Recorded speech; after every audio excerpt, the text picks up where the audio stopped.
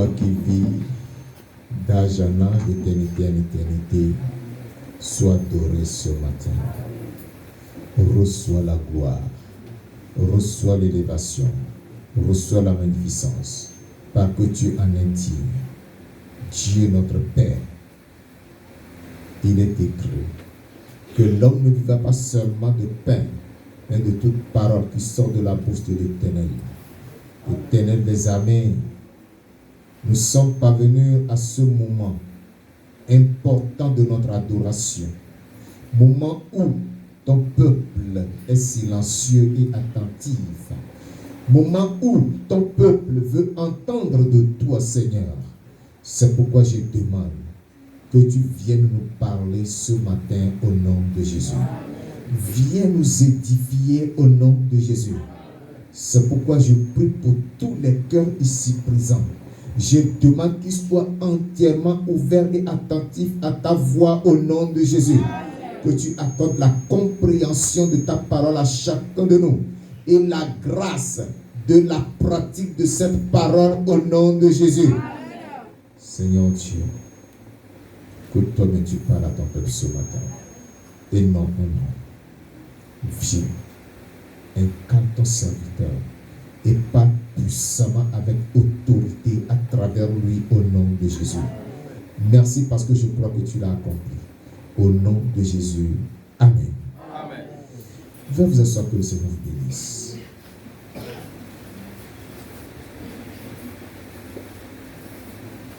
Par la grâce de Dieu ce matin, je présente le message qui est intitulé L'abri sûr. L'abri sûr. L'abri, c'est un lieu où on est habité, où on est protégé. C'est un logement, c'est une habitation, c'est un refuge, c'est un lieu où on est gardé et on n'est pas exposé à l'intempérie, on n'est pas exposé à la pluie, à la rosée, au soleil, au vent, mais on est bien protégé. Alléluia. Une maison est un abri. Alléluia. Un hall est un abri. Même la maison de campement, c'est un abri. Un hangar, une tente, c'est un abri. Tout cela s'appelle abri. Ce matin, je vais parler de l'abri sûr. Il y a un abri qui est sûr. Lorsque tu te trouves dans cet abri, tu es en parfaite sûreté. Alléluia.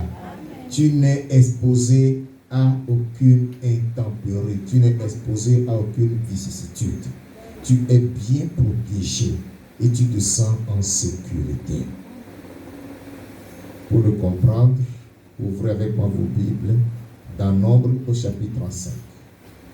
Nombre chapitre 35. Je lis du verset 9 au verset 15. Nombre au chapitre 35, du verset 9 au verset 15. Nombre 35, verset 9 au verset 15. Je lis la parole de Dieu au nom de Jésus.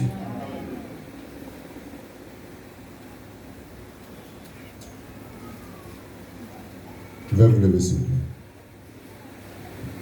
Vous voyez l'enfant là, il est en train de rêver.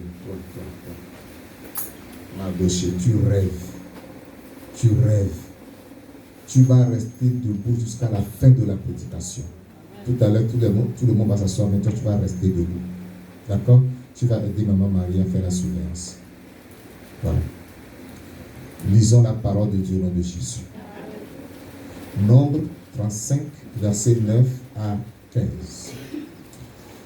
L'Éternel parla à Moïse et dit: parle aux enfants d'Israël et dis-leur, lorsque vous aurez passé le Jourdain et que vous serez entrés dans le pays de Canaan, vous vous établirez des villes qui soient pour vous des villes de refuge, où pourra s'enfuir le meurtrier qui aura tué quelqu'un involontairement. Ces villes vous serviront de refuge contre le vengeur du sang, afin que le meurtrier ne soit point mis à mort avant d'avoir comparu devant l'assemblée pour être jugé. Des villes que vous donnerez, 6 seront pour vous des villes de refuge. Vous donnerez 3 villes au-delà du Jourdain, et vous donnerez 3 villes dans le pays de Canaan. Ce seront des villes de refuge. Verset 15. Ces 6 villes serviront de refuge aux enfants d'Israël, à l'étranger et à celui qui demeure au milieu de vous. Là pourra s'enfuir tout homme qui aura tué quelqu'un involontairement. Je lis du verset 22 au verset 28. Du verset 22 au verset 28. Mais si un homme pousse son prochain subitement et non pas inimitié, ou s'il jette quelque chose sur lui sans préméditation, ou s'il fait tomber sur lui par mégarde une pierre qui puisse causer la mort, et que la mort en soit la suite, sans qu'il ait de la haine contre lui et qu'il lui cherche du mal, voici les lois d'après lesquelles l'assemblée jugera entre celui qui a frappé et le vengeur du sang. L'assemblée délivrera le meurtrier de la main du vengeur du sang et le fera retourner dans la ville de refuge où il s'était enfui. Il y demeurera jusqu'à la mort du souverain sacrificateur qu'on a oint de l'huile sainte. Si le meurtrier sort du territoire de la ville de refuge où il s'est enfui, et si le vengeur du sang le rencontre hors du territoire de la ville de refuge, et qu'il tue le meurtrier, il ne sera point coupable de meurtre. Car le meurtrier doit demeurer dans sa ville de refuge jusqu'à la mort du souverain sacrificateur. Et après la mort du souverain sacrificateur, il pourra retourner dans sa propriété. Amen. Veuillez vous asseoir. Que Dieu vous bénisse. Oui, Mardoché, tu vas assurer ma sécurité, ok? Merci. Que Dieu te bénisse. Excusez-moi.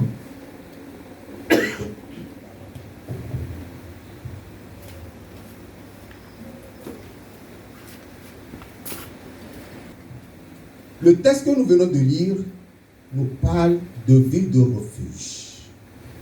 Dieu a donné l'ordre aux enfants d'Israël que lorsqu'ils vont s'établir à la terre promise, qu'ils établissent aussi des villes qu'on appelle des villes de refuge. Des villes où pourra s'enfuir un meurtrier et sera accepté dans cette ville sur délibération de l'assemblée des juges, celui qui aura commis un meurtre involontairement. Il n'aura pas prémédité le meurtre. C'est-à-dire qu'il a tué quelqu'un involontairement par accident. Cette personne va s'enfuir pour rentrer dans la ville.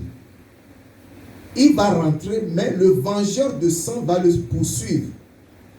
Ce vengeur de sang n'aura pas le droit de le toucher une fois qu'il est rentré dans la ville. Il doit être jugé. On doit vérifier si réellement il a agi involontairement. Vous comprenez? Maintenant, si c'est quelqu'un qui agit avec préméditation, qui a bien préparé de tuer son frère, l'amène en brousse et le tue, ou bien lui lance quelque chose et le tue, ou le frappe avec un objet de fer ou un objet de bois et le tue, eh bien, les enquêtes vont déterminer que c'est un meurtre volontaire. Celui-là sera livré au vengeur de sang qui va le tuer afin que le mal soit ôté d'Israël. C'est ça la loi. Et vous savez que lorsque les enfants d'Israël allaient, avant de traverser le Jourdain, il y avait une partie du peuple qui ont vu le territoire de Galad, notamment la tribu de Gad, la demi-tribu de Manassé et une autre tribu. Et ils ont dit, nous, ce territoire, comme nous sommes des éleveurs, nous avons beaucoup de troupeaux, et lorsque nous voyons comment la verdure est ici, ce lieu nous convient pour rester. Donc eux, ils sont restés là, ils n'ont pas traversé le Jourdain. Et eux, ils ont établi leur pacte là, et ils ont accompagné leurs frères pour aller les aider à conquérir Canaan.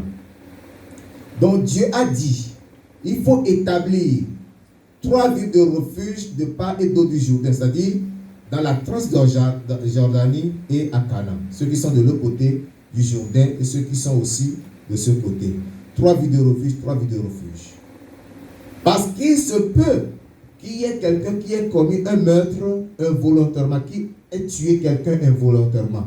Afin qu'il ne soit pas tué innocemment, il faut qu'il puisse aller se réfugier là-bas. C'est ce qui justifie le thème que j'ai donné, l'abri sûr. Parce qu'un refuge, ou bien un lieu de refuge, un camp de refuge, c'est un lieu où se cache, où va demeurer, où va s'abriter quelqu'un qui est exposé à un danger quelconque. Exemple, dans nos pays aujourd'hui, lorsqu'il y a la guerre, des gens se déplacent à d'autres endroits du territoire ou au-delà des frontières de ce territoire où il y a la guerre. Le pays qui les accueille les héberge, les garde dans un endroit qu'on appelle camp de réfugiés. Et le monde, les Nations Unies disposent d'une commission qu'on appelle la Commission internationale des réfugiés, qui s'occupe d'eux. Ceux-là sont gardés là-bas. Ce sont des gens qui ne travaillent plus, ils n'ont plus d'argent, mais la Commission internationale ou bien la Commission des Nations Unies pour les réfugiés s'occupe de leur fournir la nourriture, s'occupe de leur santé, etc., etc. Et même des écoles sont créées dans ces camps de réfugiés pour que les enfants puissent poursuivre autant pour moi, tant bien que mal, leur scolarité.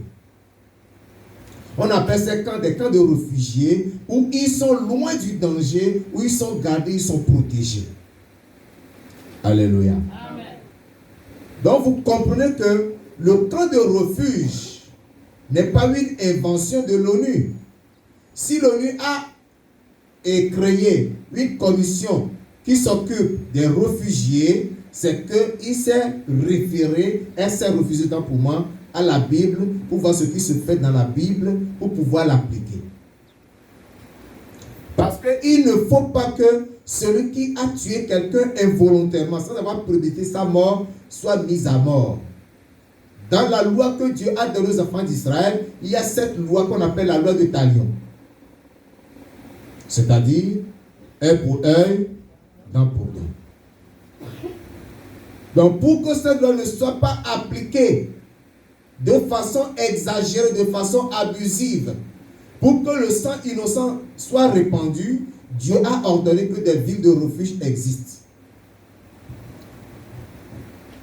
Afin que celui qui aura commis ce meurtre puisse se réfugier et être en sûreté. Mais Dieu a donné aussi des conditions. L'affaire doit être examinée. Il est reconnu, il est gardé.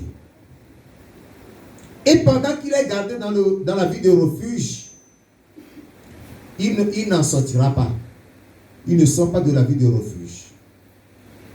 S'il sort de la vie de refuge et que le vengeur de sang, c'est-à-dire celui qui est appelé à venger le mort, le trouve et le tue, son sang est sur sa tête. C'est lui-même qui a cherché. Donc il est obligé de rester dans cette ville jusqu'à la mort du sacrificateur qui a reçu l'onction d'huile sainte. Après la mort de ce sacrificateur, il pourra alors sortir de la ville et retourner dans son territoire d'origine. Est-ce que vous comprenez? Parce que si vous ne comprenez pas ça, vous n'allez pas comprendre le message. Je suis en train d'expliquer seulement. Je donne l'explication.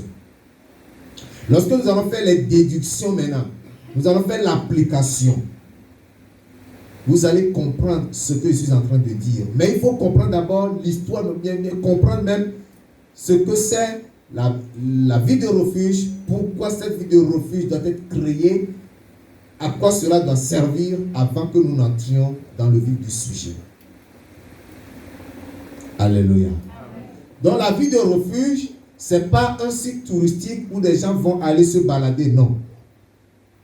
Si vous voyez quelqu'un dans cette ville, c'est que celui-là a commis un crime involontairement.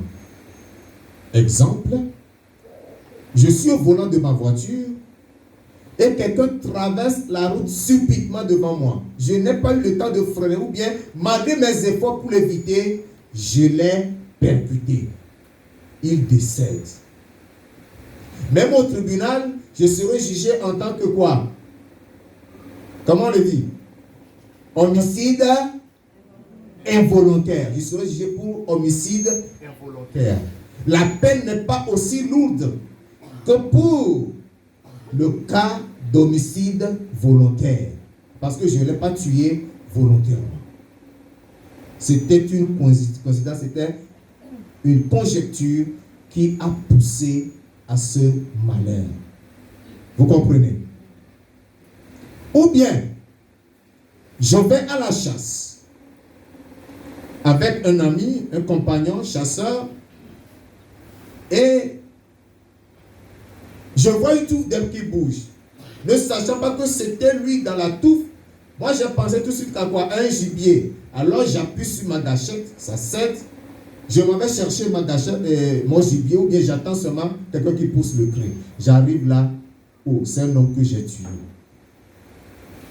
Je ne l'ai pas tué volontairement. Je serai jugé et condamné, mais en tant qu'un homicide involontaire. Mais si je le vise bien, je vois que c'est lui, je le vise, que je tire sur lui, là, je suis un criminel.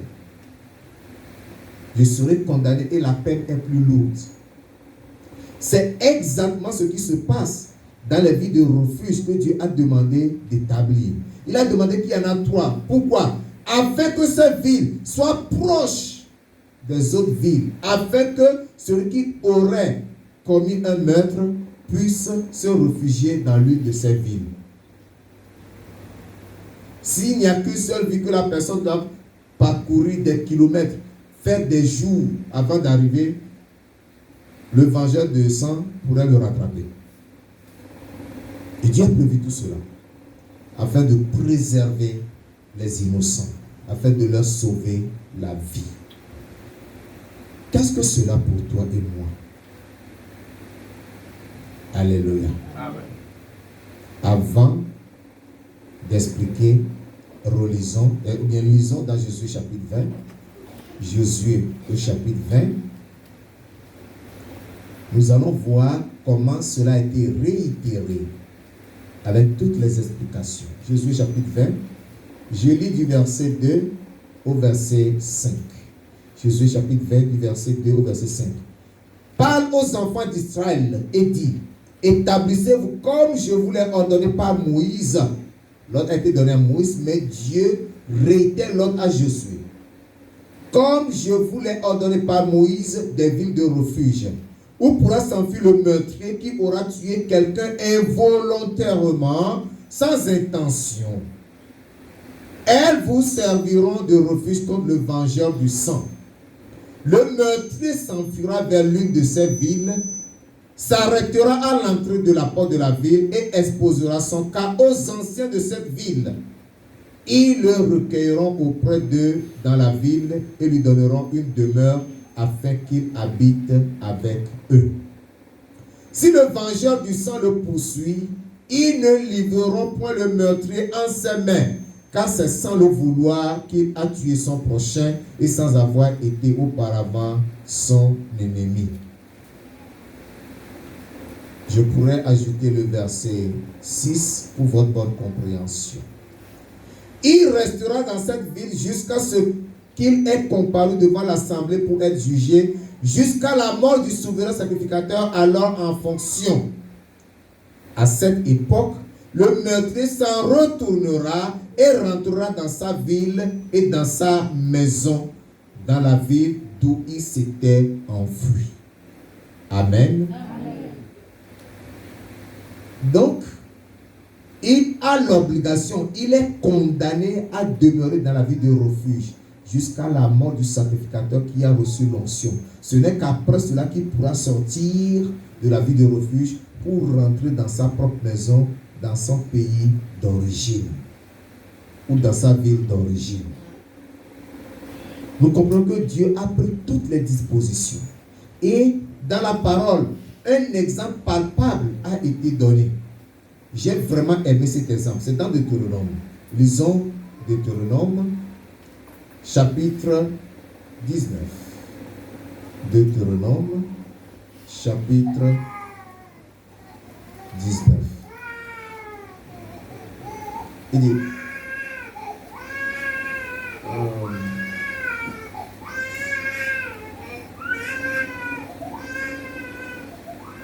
Deutéronome chapitre 19, le verset 5. Deutéronome 19, verset 5 dit, un homme par exemple, la Bible précise bien, par exemple, va couper du bois dans la forêt avec un autre homme. La hache en main, il se lance pour abattre un arbre. Le fer échappe du manche, atteint le compagnon de cet homme et lui donne la mort. Alors il s'enfuira dans l'une de ces villes pour sauver sa vie, de peur que le vengeur du sang, échauffé par la colère et poursuivant le meurtrier, ne finisse par l'atteindre s'il y avait à faire beaucoup de chemin et ne frappe mortellement celui qui ne mérite pas la mort puisqu'il n'était pas auparavant l'ennemi de son prochain. Alléluia. Amen. Est-ce que vous me suivez? Amen. Dieu a dit par exemple, deux hommes vont en brousse pour couper du bois. Le premier, il prend sa hache, il prend son élan et veut couper l'arbre. Malheureusement, le fer, la partie du fer de la hache, parce que c'est le fer et le manche qui forment la hache. La partie, la lame qui sera coupée, quitte, ça arrive souvent. Pour ceux qui sont nés au village, pour ceux qui ont coupé le bois, qui ont fendu du bois, vous avez fait cette expérience. Vous prenez la hache, vous voulez couper le bois, ça sort. C'est très dangereux. Donc je prends l'élan pour couper, la hache sort. Mon voisin, mon compagnon devant, ça l'atteint, ça lui donne la mort. Je n'ai pas eu l'intention de le tuer. Je ne l'ai pas prémédité. Quand ça se passe, je dois fuir pour me retrouver dans la vie de refuge, afin que le vengeur échauffé par la colère ne me rattrape pas et ne me tue pas. Il peut arriver aux portes de la ville. Parce que moi, si j'étais arrivé là, j'ai exposé mon cas, ils m'ont compris. Eh bien, ils ont mené leur enquête, ils se sont rendus compte que non, c'est vrai, je n'ai pas agi intentionnellement. Il me protège, il me donne dans la vie de refuge. Et le meurtrier, le vengeur de sang lui dira non, il est innocent, il n'a pas fait testament, alors retourne. Et quand moi je rentre dans cette ville, je n'ai plus le droit d'en sortir. Tout ce que je fais, je le fais uniquement dans la ville de refuge. Ça va pour tout le monde? Merci, soyez bénis. Maintenant, que représente pour toi et pour moi la ville de refuge aujourd'hui? Alléluia. Alléluia. La ville de refuge et toutes les conditions qui l'entourent représentent pour vous et moi Jésus-Christ.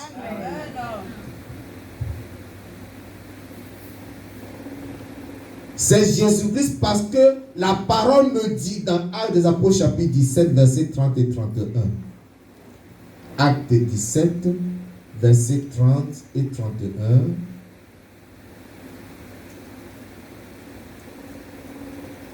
Il me dit ceci. Dieu sans tenir compte des temps d'ignorance. Dieu sans tenir compte des temps d'ignorance. Celui qui tue son prochain involontairement agit par ignorance. Donc le péché que tu commets, tu ne commets pas ignorance. Alléluia. Amen. C'est pourquoi lorsque tu viens à Jésus, il t'accepte, il te pardonne, parce que devant Jésus, tu es ignorant. Mais si toi, tu n'es pas encore venu à Jésus et tu te dis que mes péchés sont trop nombreux, c'est pas évident, Dieu ne peut pas me pardonner. Et j'ai avorté 7 fois. J'ai aidé ma copine à avorter 3 fois. J'ai aidé l'autre aussi à avorter 2 fois. Moi seul, moi-même 7 fois. L'autre 2 fois. L'autre 3 fois. Ça fait combien? 12 fois. Donc j'ai tué 12 bébés. 12 familles que j'ai détruites. Non, Dieu ne peut pas me pardonner. J'ai été sorcier, j'ai été sorcière. J'ai mangé beaucoup d'âmes. Dieu ne peut pas me pardonner. Non, j'ai volé. Et moi, quand j'ai volé, personne n'a su que c'est moi et c'est l'autre qui a fait la prison à ma place. Dieu ne peut plus jamais me pardonner. Non. Dieu dit que tu agis dans l'ignorance. Tu ne dis pas amen. Amen. Dieu dit que tu as agi dans l'ignorance. C'est pourquoi il nous dit dans Actes 17, verset 30 que Dieu, sans tenir compte des temps d'ignorance, annonce maintenant à tous les hommes, en tout lieu, qu'ils aient à se repentir. Amen. Alléluia. Amen. Dieu t'annonce la repentance. Repends-toi de tes péchés aujourd'hui et maintenant. Amen. Si tu as écouté cet invite, cet appel à la repentance et que tu résistes, là tu n'agis plus par ignorance. Parce que la vérité est parvenue jusqu'à toi. Verset 31 dit, parce qu'il a fixé un jour où il jugera le monde selon la justice, par l'homme qu'il a désigné, ce dont il a donné à tous une preuve certaine en le ressuscitant des morts. Alléluia. Amen. Si tu refuses l'appel de Jésus à la repentance, parce qu'il considère que tout ce que tu faisais, tu ne le faisais par ignorance, il est prêt à te pardonner, d'accepter. Si tu refuses et que tu mets dans cet état, tu iras en jugement. Mieux, repens-toi aujourd'hui. Mieux, donne ta vie à Jésus-Christ. Et demeure en Jésus. Regardez, je ne veux pas être très long dans ce message. Je voudrais que vous gardiez, vous saisiez quelque chose. Il est dit que le meurtrier doit rester dans la ville de refuge jusqu'à la mort du souverain sacrificateur. Ce n'est qu'après cela qu'il pourra retourner dans sa maison. Nous voyons là un avertissement contre la rétrogradation ou l'apostasie. Alléluia. Amen. Parce qu'il est dit que si tu sors de la ville de refuge et que le vengeur de sang te trouve, il a droit de te tuer. S'il te tue, tu es responsable de ta propre mort. Il n'est pas fautif. Tu es sorti en désobéissance à la loi qui est établie. On me comprend? C'est pour dire que lorsque tu viens en Christ et que tu l'abandonnes pour retourner dans le monde, ton cœur s'endurcit et tu ne reviens plus en Christ. Bien-aimé, tu mourras dans tes péchés. Le jour du jugement, tu ne diras pas non, j'ai une fois accepté Jésus, j'étais une fois chrétien, j'allais à l'église, je priais au mouvement d'évangélisation, d'adoration de la voix de la sainteté, l'église des affranchis, l'église de sainteté, j'étais même dépouillé, je n'avais plus de bijoux, je ne portais plus les pantalons, je m'étais sanctifié, mais Seigneur, je suis seulement retourné un peu dans le monde. Tu es retourné dans le monde, tu as fait quoi? Tu as fait quoi en retournant dans le monde? Tu as renoué avec le péché et tu es mort dans le péché. Tu es mort en tant que rétrograde. Et donc le vengeur de sang est derrière toi. Le diable est là. Il va dire, oh Jésus, qu'est-ce que ta parole a dit? Ta parole a dit, sans la sanctification, personne ne verra le Seigneur. Celle-là, elle n'est plus sanctifiée. Elle est venue dans le monde. Elle a repris les choses du monde. Elle vit dans le péché. Regarde comment son corps est couvert de péché. Jésus ne l'accepte pas. Mais c'est pas que le diable a raison en accusant des gens. Hein? Le diable n'accuse pas pour accuser des. Il réfléchit bien, il calcule bien. Il analyse et quand il parle, Jésus n'arrive plus à ouvrir la bouche. Jésus dit oui, tu as raison, prends-le, amène-le là, tu vas l'amener. Quand le diable te prend, t'amène en enfer chez lui. Donc c'est un avertissement contre la rétrogradation pour nous dire que lorsque tu viens à Christ, demeure en Christ jusqu'au dernier jour. Amen. On ne vient pas se balader en Christ. Papa, maman. On ne vient pas faire une balade en Christ. Je vais le dire, je vais aller voir. Oh, j'étais tourmenté par les démons. Je vais aller voir le pasteur va prier pour moi. Si je suis délivré, je vais rester là quelques temps. Après, moi, je vais retourner à mes choses. Ok, retourne à tes choses. Est-ce qu'on t'a attrapé? Est-ce qu'on a fermé la porte? Comme tu es rentré, c'est ouvert. Tu vas ressortir comme c'est ouvert. Et tu sors pour ne plus revenir. C'est ton choix. Mais sache que le vengeur de sang est derrière toi. Alléluia. Si t'attrape et te tue, tu es responsable de ta mort. Personne n'est comptable de ce qui t'arrive. Toi-même, tu en es responsable. Regardons un peu dans la parole. Les avertissements là. Essayons d'exploiter la parole pour comprendre ces avertissements là. Ouvrez vos Bibles avec moi dans 1 Corinthiens 10, verset 12. 1 Corinthiens, chapitre 10, le verset 12. Il dit, ainsi donc, que celui qui croit être debout prenne garde de tomber. Avertissement à toi. Aujourd'hui, tu es en Christ. Tu es à l'église. Ton cœur est ouvert, tu écoutes la parole. C'est merveilleux. Tu es content d'écouter la parole. Et tu dis, moi, je suis décidé à suivre Jésus, à obéir à la parole. Merveilleux. Là, tu es debout. Mais tu es averti. Que quoi? Que celui qui est debout prenne garde de tomber. C'est-à-dire qu'il y a la possibilité de tomber. Mais tu es averti. Reste debout. Continue d'être debout. Sois ferme sur cette. Sois debout sur tes deux pieds afin de ne point tomber. Alléluia. Ainsi nous dira Luc 18. Luc 18, le verset 8 dit, je vous le dis, il leur fera promptement justice. Mais quand le Fils de l'homme viendra, trouvera-t-il la foi sur la terre? Mais quand le Fils de l'homme viendra, trouvera-t-il la foi sur la terre? Ce qui voudra dire que les gens seront animés de foi et de zèle pour servir Dieu, pour recevoir des miracles, pour prier, pour obtenir des miracles, pour obtenir la guérison, la délivrance, pour obtenir tout ce qu'ils désirent. Mais ils abandonneront cette foi. Et quand Jésus reviendra, il sera déçu de l'homme. Est-ce que tu feras partie de ceux-là qui vont décevoir Jésus? La grande question. Écris cette question. Est-ce que je ferai partie de ceux-là qui décevront Jésus à son retour? Pose cette question. Rentre chez toi. Médite bien sur cette question. Aujourd'hui, je suis sauvé, je suis en Christ. Alléluia. Aujourd'hui, j'ai la crainte de Dieu, j'adore Dieu. C'est avec joie que je l'adore. Et quand j'apporte mes offrandes, c'est avec joie. Oh, j'ai le plaisir de donner la dîme parce que Dieu est mon seul espoir, ma seule assurance, mon unique refuge.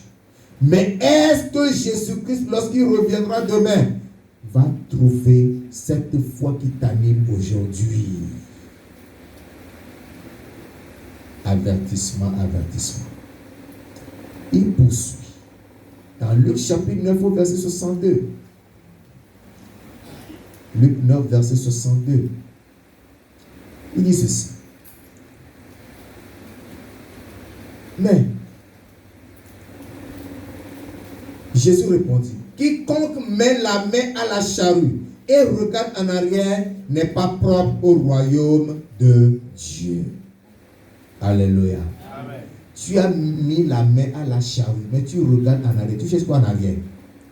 Ça dit que tu es dans l'église, mais tu convoites encore les choses du monde. Tu convoites encore l'adultère, la fornication, le mensonge, le vol, la violence, le vin et tout ce qui se fait dans le monde. Tu convoites encore les filles du monde. Ton cœur va vers toutes ces choses qui sont dans le monde. Et ces choses t'attirent. Et tu vas vers elles. Et tu les commets. Tu les prends maintenant comme ta possession. La Bible dit quoi? Tu n'es pas propre au royaume. Tu es disqualifié. C'est pourquoi, mon frère, ma soeur, je t'encourage à tenir ferme dans la foi, à rester inébranlable, que rien ne te détache du Seigneur. Alléluia. Reste dans cette vie de refuge. N'en sors pas. Demeure jusqu'à la mort du souverain sacrificateur. La mort du souverain sacrificateur, c'est le symbole du retour de Christ qui viendra prendre les saints avec lui. Alléluia. Demeure là. Jusqu'à la mort de ce souverain sacrificateur, pour que tu sois enlevé avec les saints. Dernier avertissement que je vais vous lire. La mise en garde est très précieuse. Et le Seigneur donne ceci pour nous faire comprendre l'état de celui qui a été 8 fois en Christ, ce qu'il devient après avoir abandonné ou bien après avoir été en Christ. 2 Pierre chapitre 2, versets 20 à 22. 2 Pierre chapitre 2, verset 22. Ceux qui ont la Bible, soulignez bien ce passage et notez-le bien pour aller relire chez vous. C'est que les gens ne comprennent pas leur état. Mon frère, ma soeur, écoutez-moi. Quand tu viens à Jésus, le miracle qui se produit dans ta vie, c'est que le sang de Jésus te lave, il te purifie, il te rend blanc comme la neige. Il te donne un corps glorieux, une âme glorieuse, que les yeux ne voient pas. Si seulement tu peux prier à Dieu et lui demander de te montrer ton état spirituel, ta position spirituelle devant lui. Tu comprends ce que je suis en train de dire. Il va te montrer ton ancien état, là où tu vivais dans le péché. Tu seras comme quelqu'un qu'on a tiré d'une boue. Alléluia. Amen. Et maintenant que tu es en Christ et que tu es purifié, il te le montrera. Tu verras quelqu'un qui est glorieux. Tu vas dire, oh, est-ce que c'est moi ça? Bien sûr, c'est toi. Parce que la gloire qui te couvre là, il n'y en a pas deux. Et lorsque tu vas retourner dans le monde, regarde ton état. 2 Pierre chapitre 2 verset 20 à 22. 2 Pierre chapitre 2 verset 20 à 22. En effet, si après s'être retiré des souillures du monde, par la connaissance du Seigneur et Sauveur Jésus-Christ, ils s'y engagent de nouveau et sont vaincus, leur dernière condition est pire que la première. Jusque là tu ne comprends encore rien. Le Seigneur va te l'expliquer. La parole de Dieu s'explique d'elle-même. Verset 21. Car mieux valait pour eux n'avoir pas connu la voie de la justice que de se détourner après l'avoir connu du saint commandement qui leur avait été donné. Là même tu ne comprends pas encore bien. Il va donner l'exemple pour que tu comprennes bien au verset 22. L'exemple est dans le verset 22. Regarde bien. Il dit, il leur est arrivé. Tout ce qu'on a dit dans le verset 20, dans le verset 21 là, c'est ici son explication pour que tu comprennes clairement. Il leur est arrivé ce qui dit un proverbe vrai. Le chien est retourné à ce qu'il a vomi. Alléluia. Tu es venu à Christ. Christ t'a lavé. Et tu retournes dans le monde, tu retournes dans le péché. Tu retournes dans l'idolâtrie, tu retournes dans la sorcellerie. Parce qu'il dit avec Dieu, non, c'est trop lent. Mais avec le diable, là, c'est vite fait. Donc ce problème que j'ai là, Jésus va me prendre beaucoup de temps. Il faut que je cours rapidement voir le Ghana qui est au village là-bas. Va voir le Ghana. Il dit que tu es comme le chien qui est retourné à ce qu'il avait vomi. Vous faites cette image-là. Hein? Toi-même, il t'est arrivé une fois de vomir, non? Hein? Est-ce que ce que tu vomis, tu le reprends? Hein? Est-ce que c'est agréable à voir? Pourquoi tu veux abandonner Jésus pour retourner dans le monde? C'est ça ce que tu es en train de faire. Tu veux retourner dans le monde. Regardons la deuxième image. Et la truie lavée s'est vautrée dans le bourbier.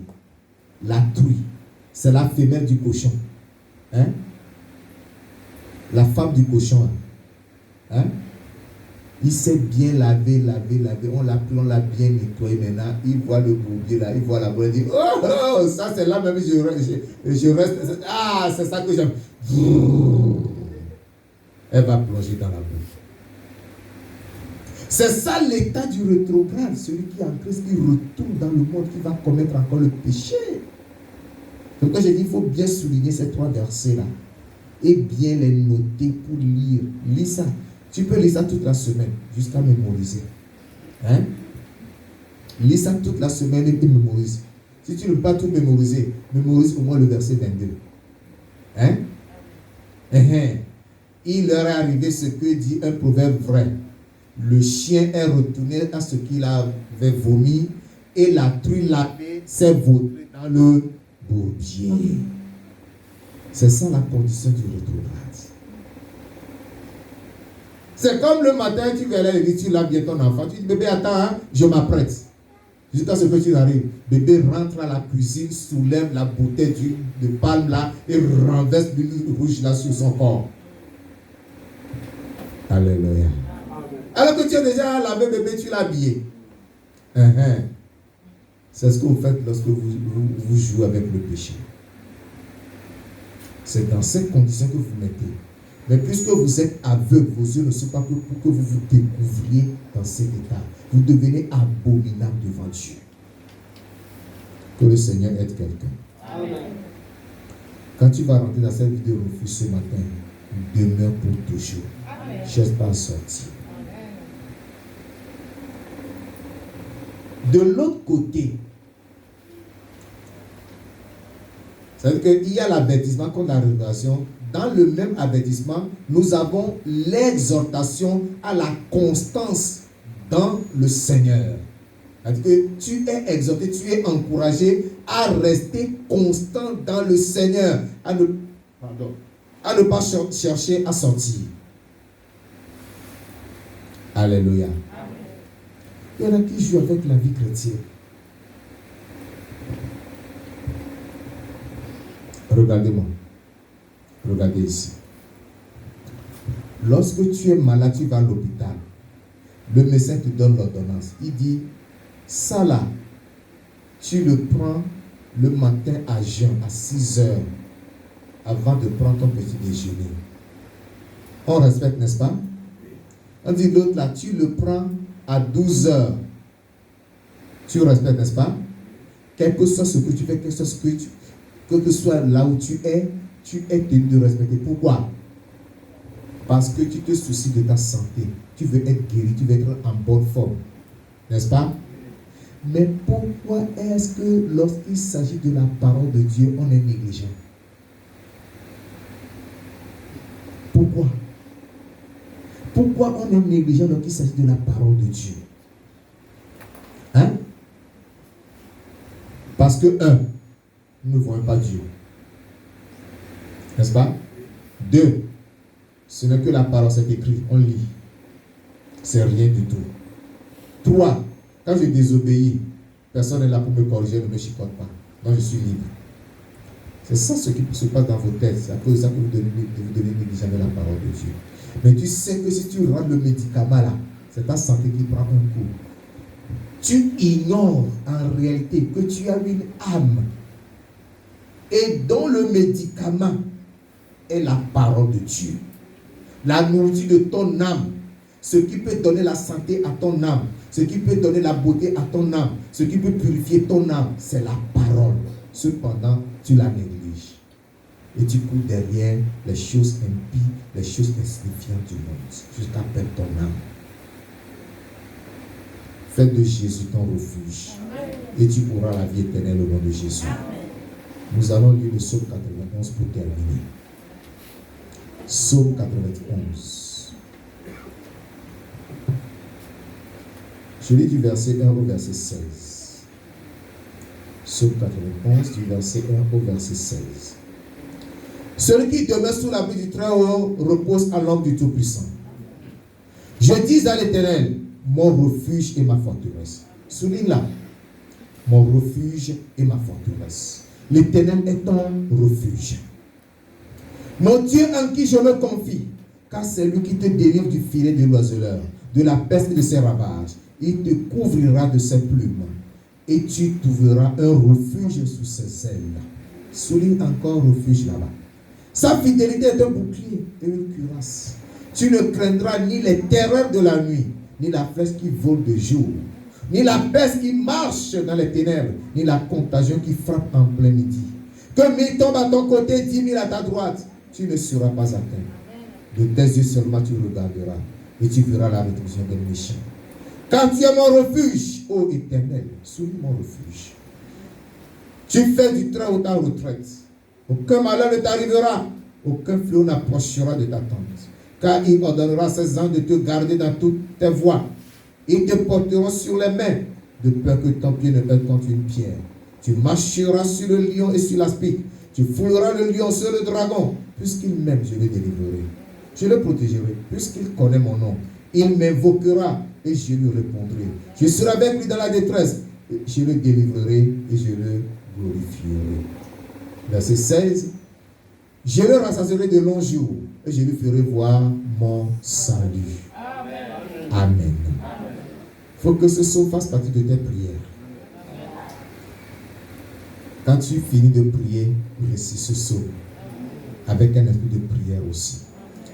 Vous voyez que lorsque nous prenons l'Éternel comme notre refuge, il nous protège, il nous guérit, il nous délivre, il nous conduit dans son royaume. Alléluia. C'est tout ça que nous expose le psaume 91. Je vais vous relire ça.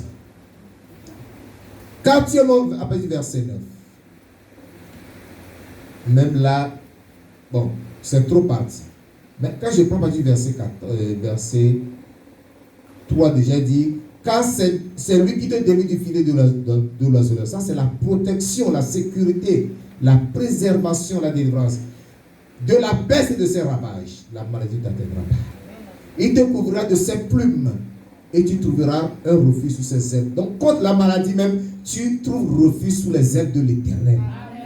Alléluia. Sa fidélité est un bouclier et une cuirasse. Tu ne craindras ni les terreurs de la nuit, ni la flèche qui faut de jour. Alléluia. Quand tu dors paisiblement et profondément. Rien ne perturbe ton sommeil. Parce que ton Dieu te protège. Dit, je vais aller un peu plus loin. Verset 7 dit, que 1000 tombent à ton côté et 10 000 à ta droite, tu ne seras pas atteint. Ça, c'est la protection et la délivrance du malheur qui frappe de plein fouet.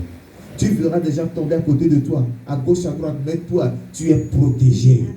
Le mal ne t'atteint pas. Verset 9. Car tu es mon refuge, ô Éternel, tu fais du train ou ta retraite. Aucun malheur ne t'arrivera. Aucun fléau n'approchera de ta tente. Car il ordonnera à ses anges de te garder dans toutes tes voies. Alléluia. Alléluia. Et regarde le pouvoir qu'il te donne au verset 13. Tu marcheras sur le lion, sur l'aspic. Tu fouleras le lionceau et le dragon.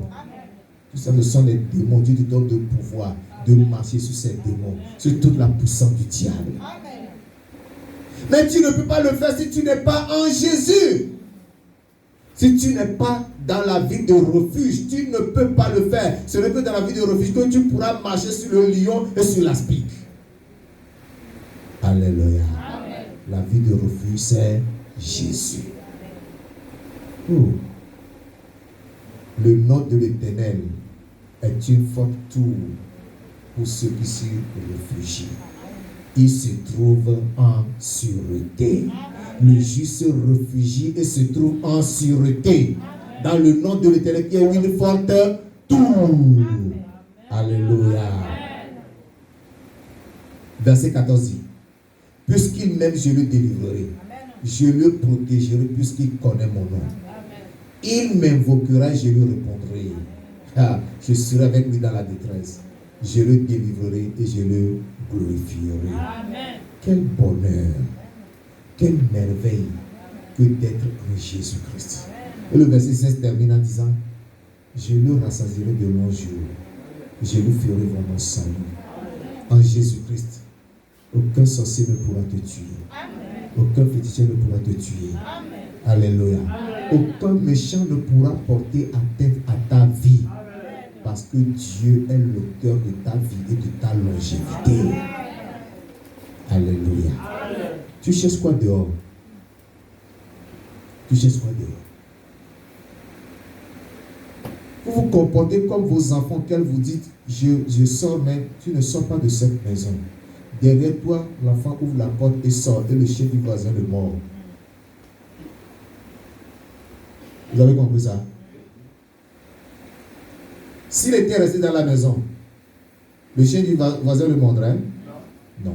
C'est parce qu'il est sorti que le chien du voisin le mord. C'est comme ça que vous vous comportez.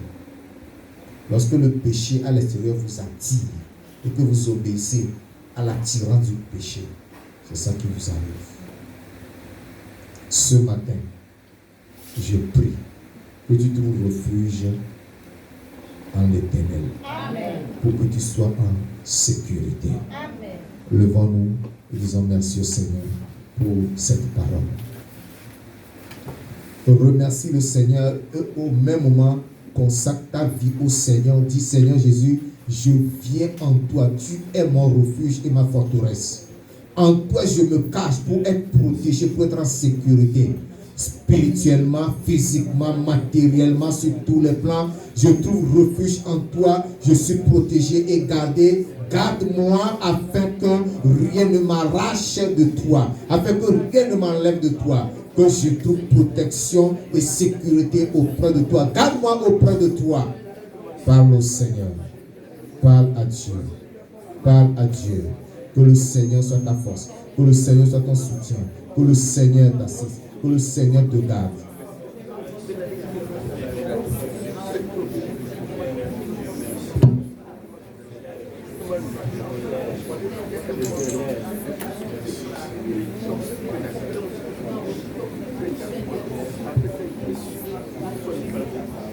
Consacre ta vie au Seigneur. Demande au Seigneur de te garder. De te garder. De te protéger.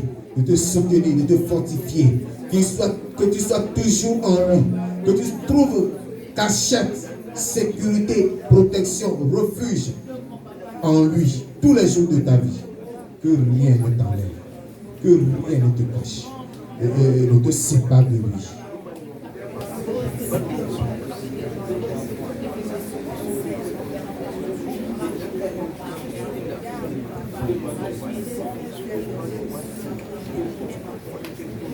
Au nom de Jésus, nous avons prié. Dieu notre Père, nous te disons merci ce matin. Merci pour ta parole. Merci pour ton amour exprimé envers nous ce matin, révélant les villes de refuge que toi tu représentes pour nous. C'est pourquoi je demande, Seigneur, que tous ceux-là qui étaient hors de cette ville et qui ont désiré rentrer ce matin, donne-leur le libre accès.